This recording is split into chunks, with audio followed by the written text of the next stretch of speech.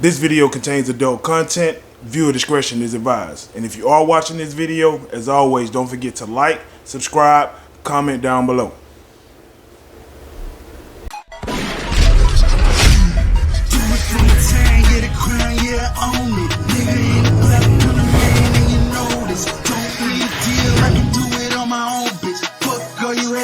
Smoking on my own shit. Hey, dude, peeps, it's your boy Tony Strong here with another episode of Kicking It Strong. Today, I'm sitting here with my little big brother, and I call him little brother because he's younger, but big brother because bigger than me. That makes sense. The Omni King, the one and only Omega. What it do, bro? What's going on, brother? Same old shit, just different flies. You know how it goes. Of course, before we get started, I got a little something for you. You know, you the merch king and everything. You know, you got your ready to go or train to go, down to go, whatever. So I brought you a little bit of my own merch. You know, what's going on? You know, you the alpha, I'm the omega, but I figured it was something you would really appreciate. My goodness. So check this out, Omni King merch. Look at this. That's saying merch. You can get that on Pro Wrestling Tees if you want to. I'm selling these at shows too at a discounted rate right now, just because you know merch has gone pretty good. And I figured, you know, you're a Saiyan guy just like I am. You love Dragon Ball Z like I do. You love anime, so I gave you Vegeta, one. I didn't know Vegeta and Frieza. I don't care how they chunk Frieza off. Frieza, believe that.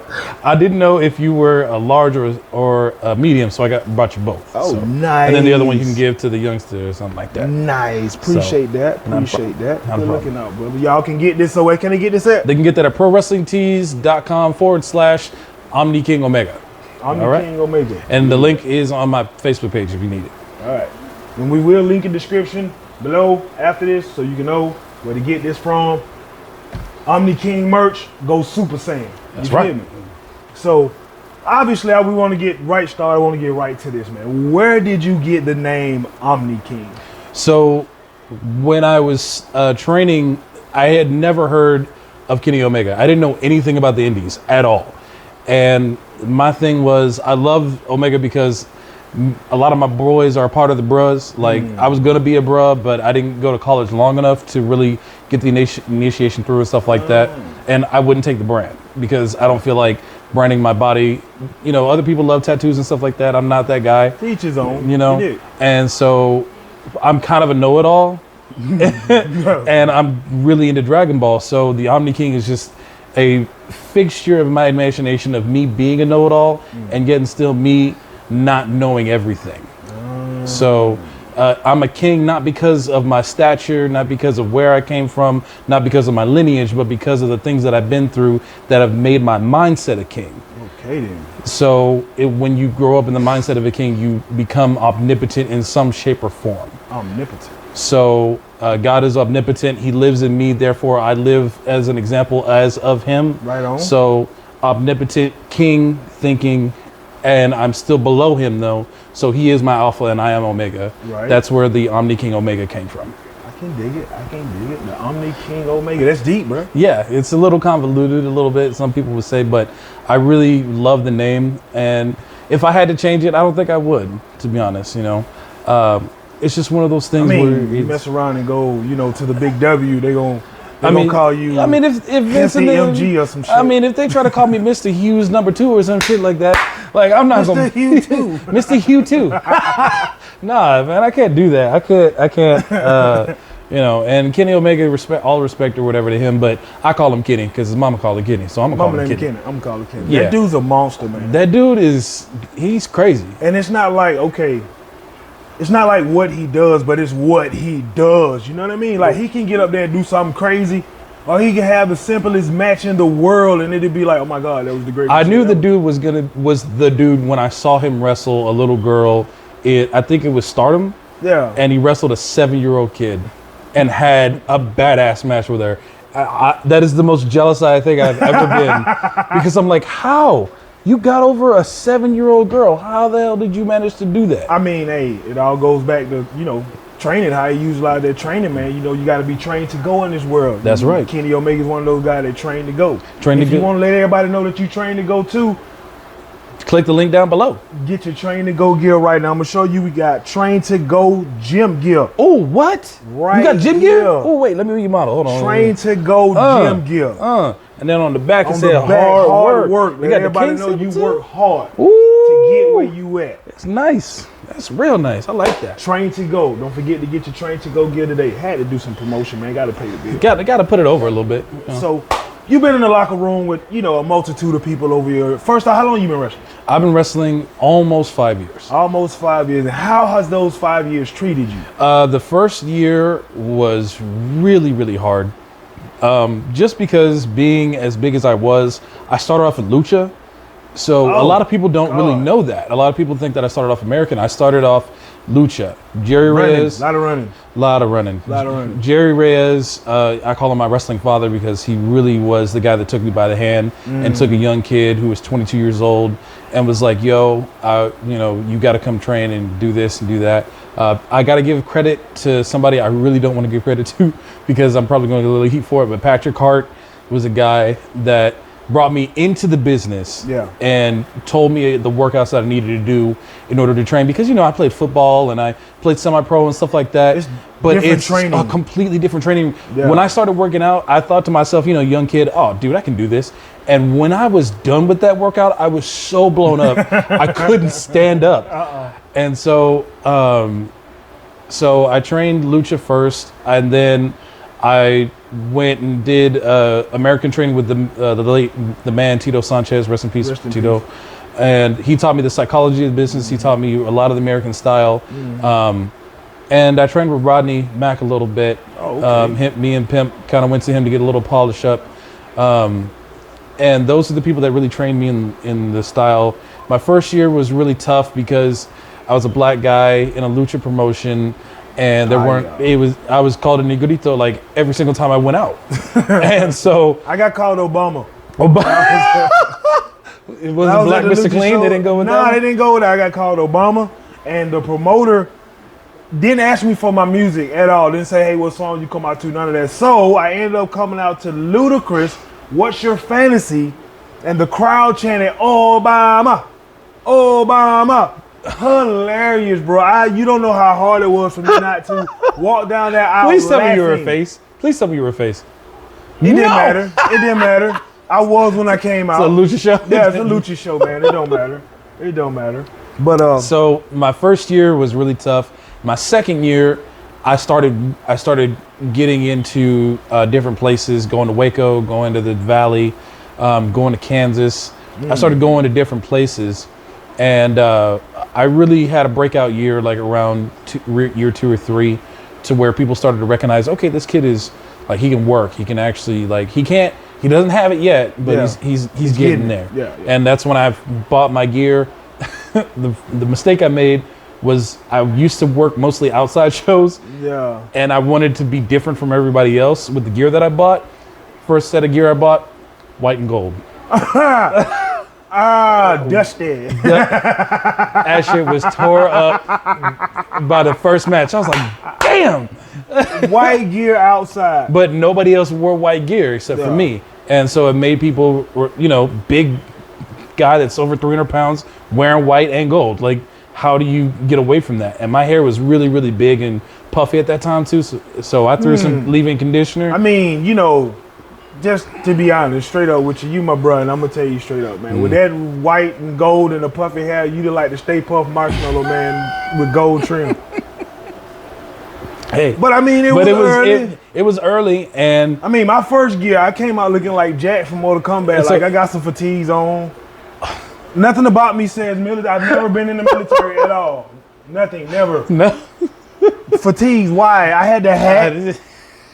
You look like G.I. Bro. Yeah, I look like G.I. Bro, straight rip-off without the face paint and the long hair because I was bald. So, the funny part is the actual first gear that I bought for myself, like not made by like Javier Santana or Ace or nobody like that. I went to the Army surplus. If y'all want some boots, hit up Ace. That man has great boots. It's amazing. Unmatched. Like ask superstars like Rodney Mack, the Total Pimp. Ask them. Ask superstars like Charlie Haas. Ask them. Ask those guys. They got them. Ask them. Ace. There's your plug, buddy. I went to the Army surplus store, and I went and I bought pants, like cargo pants, the biggest pair of Army cargo pants I could find, and a shirt to match. White, Braun Strowman? black, Before and Braun gray. Strowman. White, black, And gray. Digital print. And I wore boots that I bought from Walmart in my very, very first match. And the moment I walked out of the curtain, somebody said, "You look like a broke-ass Dudley boy." And I've never worn that gear again. You look like a broke-ass Dudley boy. And I never wore that shit again. Well, I don't blame you. And I got my. Because the Dudley boys didn't dress rich. No, anyway. they didn't. But I looked like a broke one. I was skinny at the time, so I looked like a broke ass skinny Dudley boy. I know, right? Crazy. I was like 200 pounds less than what I am now. Dude, it was crazy because the thing was, I got my wisdom tooth knocked out of place during that first match. I was wrestling my trainer Virus. Oh yeah, and he wanted to let you know what it's gonna be like. And so I gave him a right hand, and I think I hit him too hard, and he hit me. And the first one was okay, and then I ran in the corner like charging at him, and I didn't turn my face, and so he just caught all of this right here. And for the next like 2 days, I got booted in the face. I got booted in the face. And I went to the dentist, and they were like, "Oh yeah, you need to have your wisdom teeth removed." They twisted it. they were like, "It's bouncing on top of the nerve." Bouncing. He made your tooth bounce. He made teeth my, ain't supposed to bounce. He made my, even when you hit the floor, he they made don't my bounce. He made my teeth cholo for a minute, bro. That's crazy. Like, made my tooth Eddie Guerrero out here. Rest in peace, Eddie. I love you, Eddie. But yeah, man, that was my first wrestling experience, my first wrestling gear, and it's terrible. Absolutely. And you mentioned earlier, being a big guy and trying to stand out. That brings me to my next thing I want to ask you. As a big guy in wrestling, seeing that, there's tons of big guys out there. Yeah. What do you do, or what do you see in yourself that sets you apart from the other ones? So they always tell you that there's a million guys that can do the same thing that you do and are probably bigger at it and have more experience. Yeah. For me, it was, I know how to incorporate me talking in the ring and my body language and my athletic ability all into one package. Because it seems like a lot of people are just more like, I'm big, rawr, I'm gonna slam you. Rawr. Right? Like, and that's Rawr. and their finish is like a choke slam. You know what I mean? I'm 6'1", maybe a stretch 6'2", but I'm wide and I'm thick, but I'm fast and I'm quick. I'm not gonna run nobody down, really. You got bars? I got bars, you know what I'm saying? Ooh, light skin bars. J. Cole. Stop! Don't call me Ice Cube. They always used to call me Ice Cube. I was going to say Ice Cube. So, for me, when I go out and wrestle, I get the fans engaged, I think, better than any big man in the business right now. I truly, truly believe that. Okay. And not because Keith Lee doesn't exist, not because guys like Kane don't exist, but because they in the big. Yeah, W's. they're in the talking big. I'm talking about the indies. So when I pull at a person, and I'll be right there. I'm not afraid, pandemic or not, to be in a crowd and be like, yo, like, give me some of your energy. I need that energy. I'm like Goku. I want to pull that energy out of you. I was just gonna say, you're trying to drop a spirit bomb. I'm trying to drop a spirit bomb on this dude, And I do things that people recognize, but I do them in a way when they're like, oh shit, I didn't know he was actually going to do that. So for me, it's about getting fan engagement up to the top level, and then doing things that they're not numb to. Like, I'm not going to do a Canadian Destroyer if I don't have to. I'm not going to do. I would love to see you do a Canadian Destroyer. That I will pay great money to see you.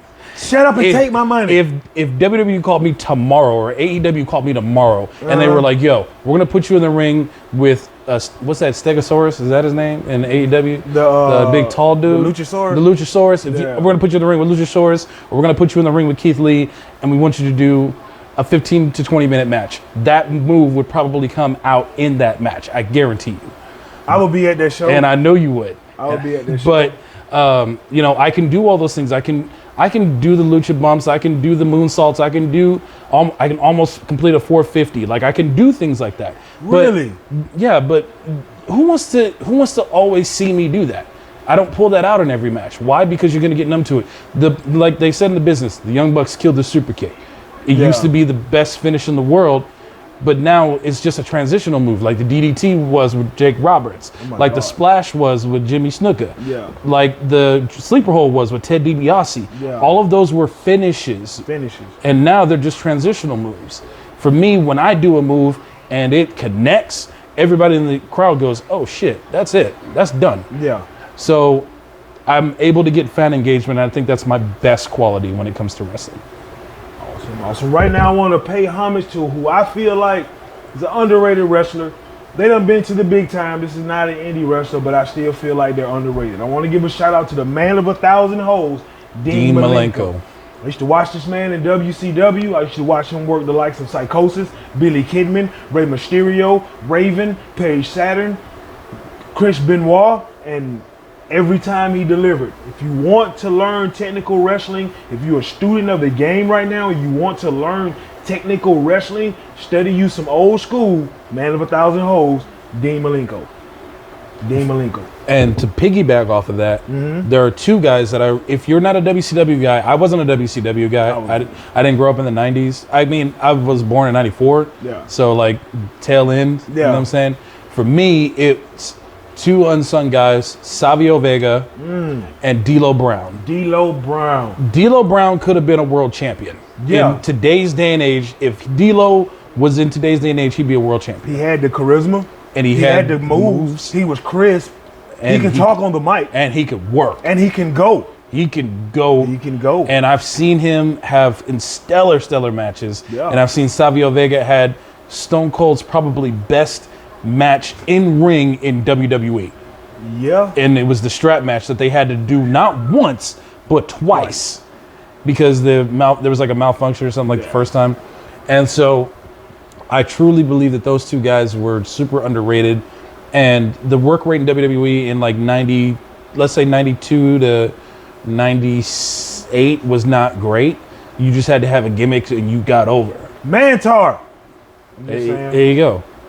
So, you know what I'm saying? You have a gimmick, you got over. So those guys had always great in-ring chemistry, in-ring finality and fluidity. And I think those guys are unsung heroes too.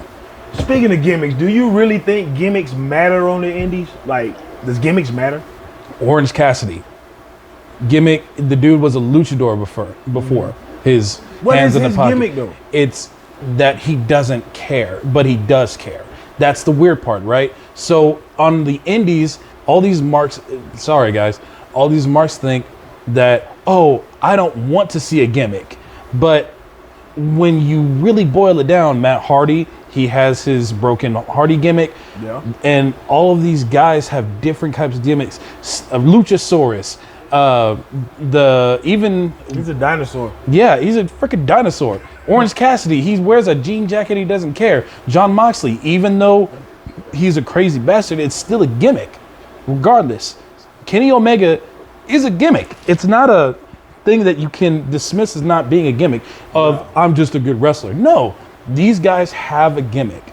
And I think a gimmick is just as important as you being able to go in the ring, because if people can't connect with you on any kind of level, then you're dead in the water. You're just going to be stuck at the bottom or the middle of the car. Generic 2K wrestler coming out there. Exactly. Let's go! Right. Stone Cold Steve Austin had the easiest gimmick in the world. I don't like my boss, and I'm going to kick the shit out of my boss. Because what person goes to work and really don't, like, when you go to work and your boss get on your nerves, you want to stun him, like, leave me alone. You know what I mean? So how can you take that from, people like Stone Cold, like The Rock, like Triple H, like Shawn Michaels? When you translate that over to the indies, it's more of a mid-card thing. Because in the indies, from what I see, gimmicks don't matter. Like, it really don't matter. Like, because what matters on the indies is, can you go? Can you go?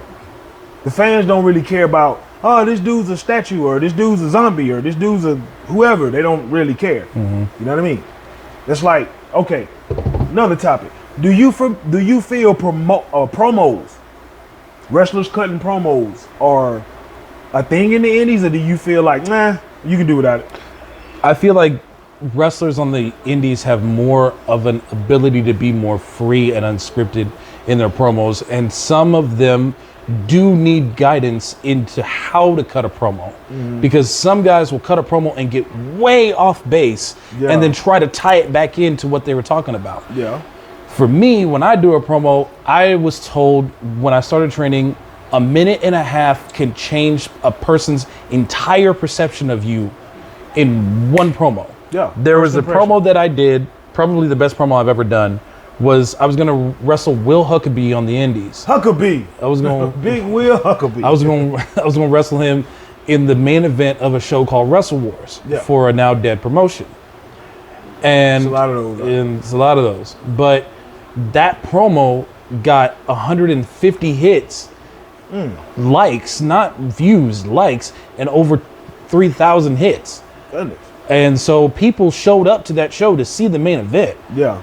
And so for me, I knew that when you do a promo correctly, it can really draw the fans in. On the indies, it's not as important as, it's more, I think it's even more important than it is in the big three, New Japan, WWE, and AEW. Yeah. Because when you do a promo right on the indies and you get people to sit their ass in a seat to watch you because you talk so much crap to them, or you got them so excited to see you, that's true star power. So I think with that, I think with that, it really tells you whether or not your gimmick's working. Promos tell you whether or not your gimmick working. Yes. If fans can relate by what they saw on Facebook or Instagram or YouTube, then they'll get behind the product that you're selling, which is basically yourself. Exactly. Basically yourself. And when you selling yourself to a promoter, you know what I mean? Like when you got trying to get a promoter to like, hey, book me, I can put asses in your seats. What's the first thing you let him know that you can bring to the table? Well, the first thing, this is kind of weird. So the first thing I do is I connect with the people that are on his show first. Yeah. I connect with those guys. Like if I'm trying to get an Inspire Pro, I'm going to connect with T-Ray. I'm going to connect with Steve Areno. I'm going to connect with guys that are on his show and make sure that they know that not only am I a good worker, but I'm a good person. Because nobody wants to have a troublemaker in their locker room. Nobody. So you want to convey to a promoter, hey, I'm not going to bring any bullshit into your locker room. I can do the job that you need me to do, and I'm committed to your show up to a certain point. Yeah. And you let them know that there are things that are negotiable and things that are not negotiable.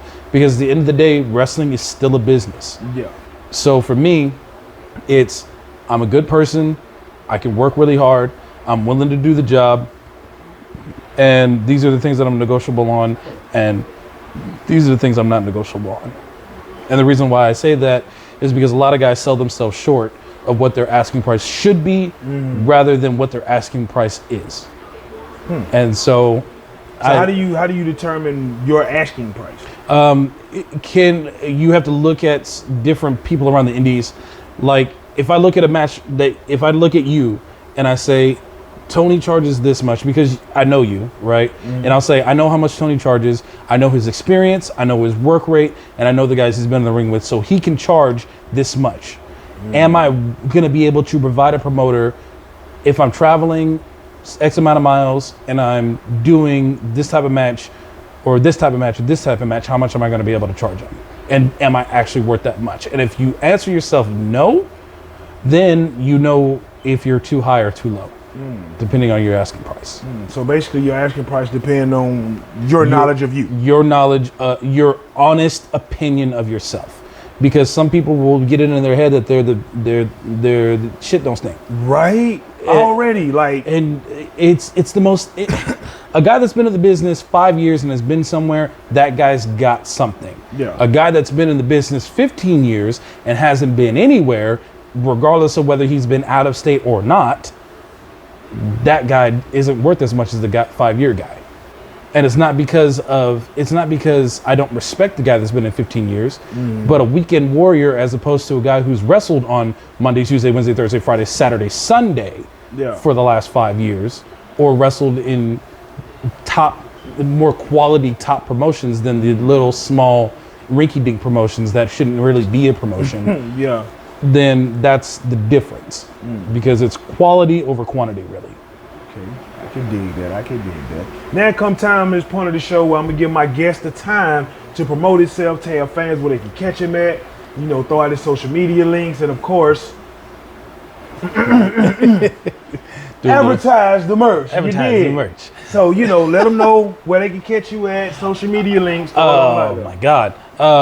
You can catch me on Facebook, Twitter, Instagram, the OmniKingOmega, at the OmniKingOmega. You can catch my pro wrestling tees, and I'll have the link in the description. I'll send it to Tony and everything. The next couple of shows that I'm going to work at, I'm going to work it down in the Valley at VWM. VWM. Check that show out, man. VWM's building steam now. Me and Tommy will both be on that show, so you guys got to check us down there on the 15th.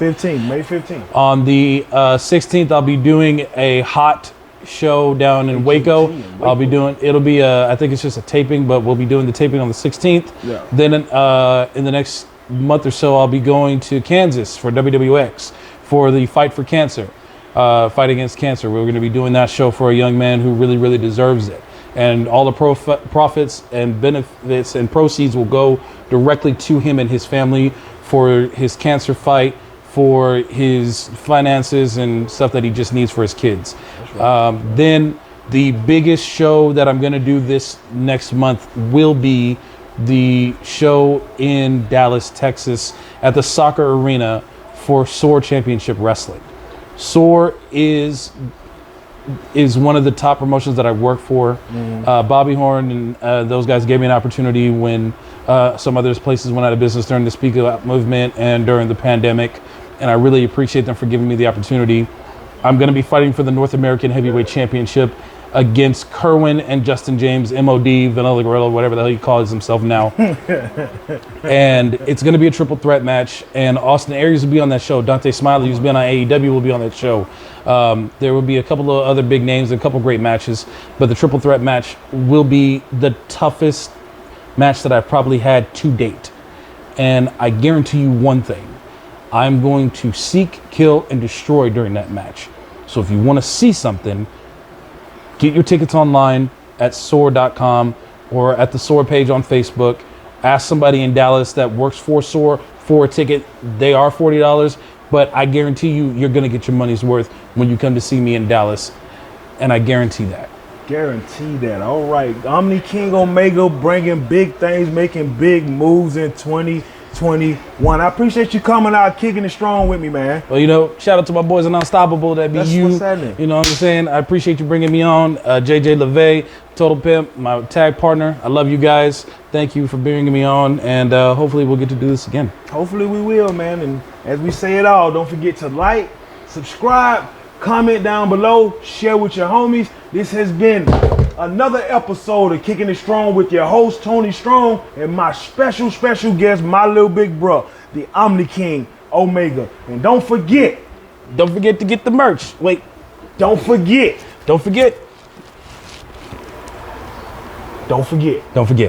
See